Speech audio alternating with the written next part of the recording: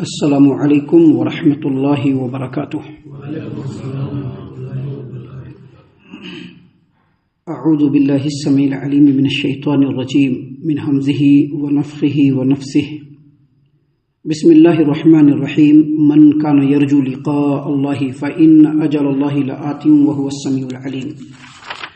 ومن جاهد فإنما يجاهد لنفسه إن الله لغني عن العالمين والذين آمنوا وعملوا الصالحات لنكفرن عنهم سيئاتهم ولنجزينهم أحسن الذي كانوا يعملون۔ جو شخص اللہ تعالیٰ سے ملنے کی امید رکھتا ہے تو اسے جان لینا چاہیے کہ اللہ کا مقرر وقت آنے والا ہے اور اللہ تبارک و تعالیٰ سب کچھ سننے والا اور جاننے والا ہے۔ جو شخص جہاد کرے تو وہ اپنے فائدے کے لیے ہی جہاد کرتا ہے اور اللہ تعالیٰ یقیناً دنیا والوں سے بے نیاز ہے۔ اور جو ایمان لائے اور نیک عمل کرتا رہے ہم ضرور ان کی برائیاں دور کر دیں گے۔ جو لوگ ایمان لائے اور نیک عمل انجام دیتے رہے ہم ضرور ان کی برائیاں دور کر دیں گے اور جو کچھ انہوں نے عمل کیا اس سے بہتر بدلہ اس کو عطا کر دیں گے۔ محترم سامعین کرام، سورۃ العنکبوت سورہ نمبر 29 اور اسی سورت سے آیت نمبر 5، 6، 7 یعنی 5، 6، 7 یہ 3 آیات ابھی آپ کے سامنے تلاوت کی گئی۔ بفضل اللہ، بعون اللہ، بتوفیق اللہ، تینوں آیتوں کا ترجمہ بھی آپ تمام کی خدمت میں پیش کیا گیا۔ سامعین کرام، جو پہلی آیت کریمہ آج آپ کے سامنے پڑھی گئی اس میں اللہ تبارک و تعالیٰ نے فرمایا من کان یرجو لقاء اللہ فإن اجل اللہ لآت وهو السمیع العلیم۔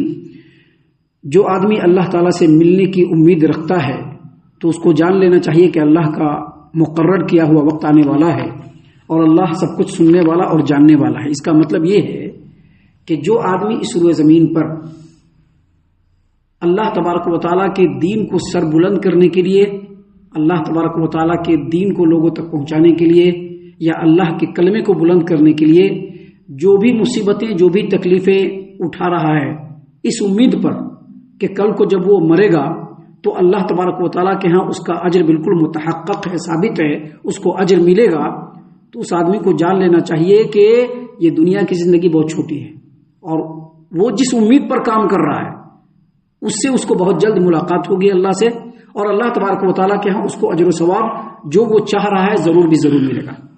شرط کیا ہے؟ شرط یہی ہے کہ اس دنیا کی زندگی میں جو اس کی کوششیں ہیں وہ کوششیں اللہ تبارک و تعالیٰ کے دین کو سربلند کرنے کے لیے ہو، اور اللہ تبارک و تعالیٰ کے دین کو سربلند کرتے ہوئے جو بھی مصیبتیں، جو بھی تکلیفیں اس کو آ رہی ہے اس کو وہ ہنستے ہوئے چہرے سے برداشت کرے اور یہ امید رکھے کہ اللہ تعالیٰ اس کو اجر و ثواب سے نوازے گا، تو ضرور بھی ضرور موت کا وقت بالکل قریب ہے اور اس کو اس کے اپنے کیے ہوئے عملوں کا اللہ تعالیٰ بھرپور اجر و ثواب دے گا، کیونکہ اللہ تعالیٰ ہر کچھ سننے والا اور جاننے والا ہے۔ یہ پہلی آیت کریمہ کا مطلب ہے جس میں ہمارے لیے بہت زیادہ نصیحتیں ہیں، جن نصیحتوں پر ہمیں غور و فکر کرنے کی ضرورت ہے۔ سامعین کرام، جو دوسری آیت کریمہ ہے اس میں اللہ تبارک و تعالیٰ نے فرمایا وَمَنْ جَاهَدَ فَإِنَّمَا يُجَاهِدُ لِنَفْسِهِ۔ جو آدمی جہاد کرے گا تو وہ اپنے فائدے کے لیے ہی جہاد کرے گا۔ ان اللہ لغنی عن العالمین، اللہ تبارک و تعالیٰ دنیا والوں سے بے نیاز ہے۔ یہاں پر سب سے پہلے یہ سمجھ لیجئے کہ جہاد کا مطلب یہ ہوتا ہے انسان کی طاقت بھر کوشش، انسان کی مقدور بھر کوشش اسلام کے نفاذ کے لیے اور اسلام کے کلمے کی سربلندی کے لیے جو انسان کی مقدور بھر کوشش ہوتی ہے اس کو کہتے ہیں جہاد۔ ابھی جو یہ جہاد ہے اس کی کئی قسمیں ہیں اور اس کے کئی محاذ ہیں۔ جہاد کی سب سے پہلی قسم یہ ہے کہ انسان اپنے آپ سے جہاد کرے۔ سب سے پہلی قسم ہے انسان اپنے آپ سے جہاد کرے۔ انسان جہاد کی جو پہلی قسم ہے وہ انسان اپنی زبان سے جہاد کرے۔ کس چیز سے؟ زبان سے۔ لوگوں کو سمجھائے، لوگوں کو نصیحت کرے، لوگوں کے سامنے اللہ کی بات کو بالکل کھول کر کے بیان کرے۔ یاد رکھیے گا یہ بھی ایسا جہاد ہے کہ اگر حق بات بول دیجئے اور لوگوں کی عزت پہ پڑ گیا تو لوگ بہت بڑے دشمن بن جاتے ہیں۔ یہ کوئی چھوٹا موٹا جہاد نہیں ہے۔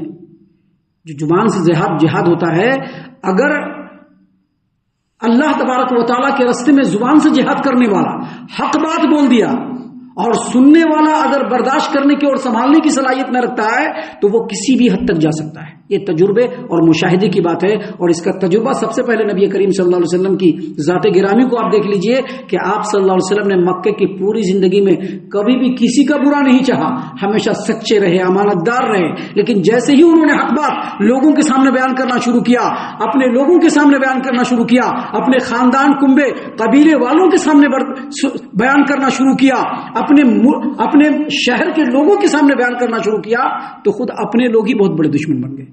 تو سب سے پہلا جہاد جو ہے وہ زبان کا جہاد ہے، یعنی زبان کے ذریعے سے لوگوں کو سمجھانا، نصیحت کرنا، تلقین کرنا، لوگوں کے سامنے اللہ تبارک و تعالیٰ کی باتوں کو کھول کھول کر کے وضاحت سے بیان کرنا.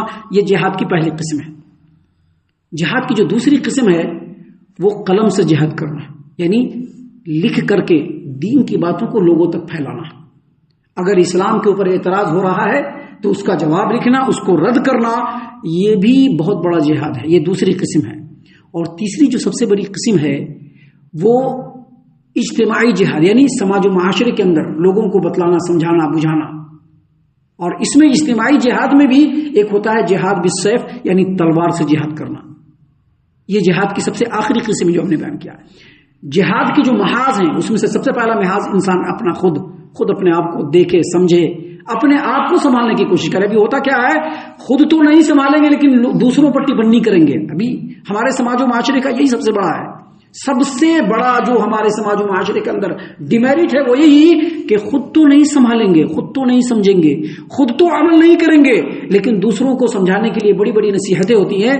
تو سب سے پہلا جہاد جو ہے وہ اپنے آپ سے جہاد کرنا، اپنے نفس سے جہاد کرنا. دوسرا بڑا جہاد جو ہے وہ اپنے کنبے اور قبیلے کے لوگوں کو سمجھانا. کنبے اور قبیلے کے لوگوں کو، ابھی اپنے کنبے قبیلوں کو تو چھوڑ دیا، دوسروں کے پیچھے پڑے ہوئے ڈنڈا لے کر کے نکو. اپنے کنبے اور قبیلوں کو سمجھانا یہ جہاد کرنے کا دوسرا محاذ ہے. کیونکہ آپ پوری دنیا سے لڑ لیجیے گا، اپنے لوگوں سے جب لڑیے گا تو بہت عظیمت کا سامنا کرنا پڑے گا، بہت مشکلات کا سامنا کرنا پڑے گا. ٹوٹ جاتا ہے انسان جب اپنے لوگوں کو سمجھانے پر وہ اتارو ہوتا ہے، تو الگ کر دیتے ہیں لوگ اس کو.